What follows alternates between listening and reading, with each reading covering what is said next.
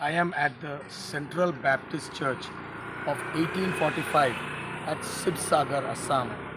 This is such an historical place for the Christians of Nagaland, Assam and the Northeast. From here, the missionaries like Nathan Brown, Dr. E.W. Clark and many other great heroes of our faith were actually at this Central Baptist Church. Also, very significant and important, especially for the people of Assam, is that Gudhula was also surnamed as Brown, was sent from here to Nagaland. This is the place where Dr. Clark, who we all revere and love, worshipped at this center, and from this center actually he reached out, sent Gudhula and many other people, and eventually went himself and lived in Nagaland and actually planted the church in Nagaland there. If you pan across, very interesting, right opposite is the Sibsagar, the legendary one which was built in one night by the Ahom king, and it is believed that this is one of the largest man-made ponds, lakes in Asia, and it is believed that there is about 1,000 biga where people came and dug this out and actually made this beautiful looking pond. And if you look a little bit across here, it is one of my most beautiful, and I love this place because this is where it says Gudhula Brown. Okay, it says it's the Memorial Christian English High School. But if you look at this is where the school actually is in memory, because Dr. Clark actually ran a school by which the people from Nagaland, when they came down, Supongmeren and others, saw that this was a beautiful work that Dr. Clark was doing, and they invited him over so that they could teach their children also.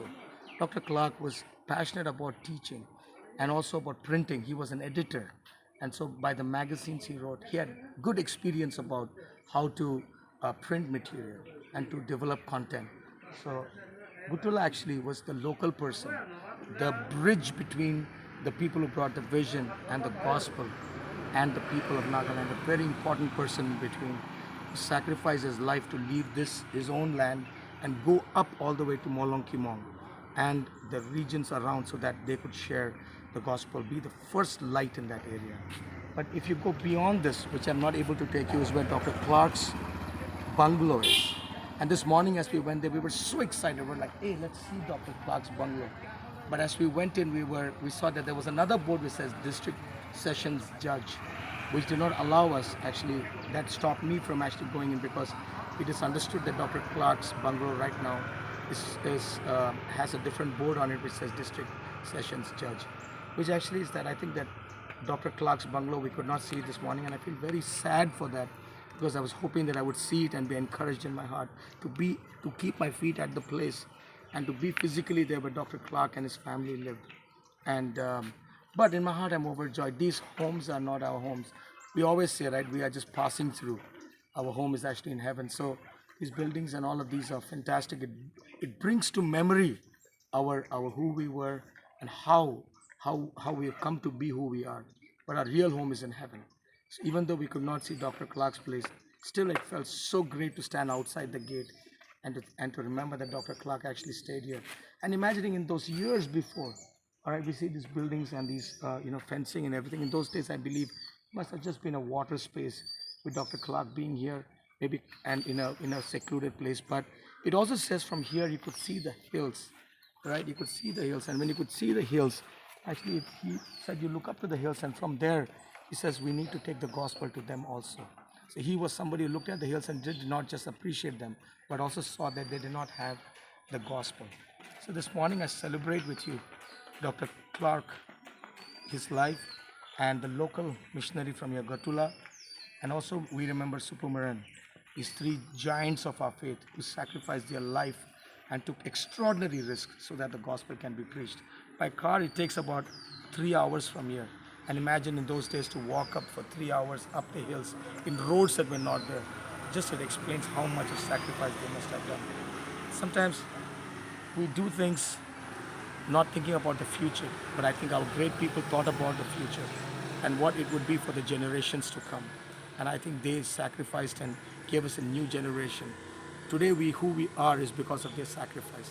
And I'm tremendously happy to be here to relive that experience and to experience it.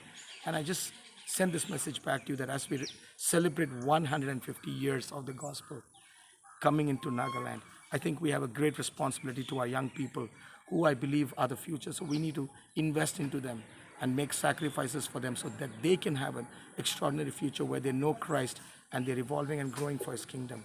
So many blessings to you as we take this tour, the Gospel Torch of Dr. Clark, and I urge you that you would pray for us and you would encourage over us the next 7 days as the torch goes from here to Molong Kimong, after that crosses to Molong Imsen, comes into Mokokchung town, and from there it's going to go into Kohima and eventually into Dimapur, and then we'll go on to Guwahati and many other cities all the way up to Delhi.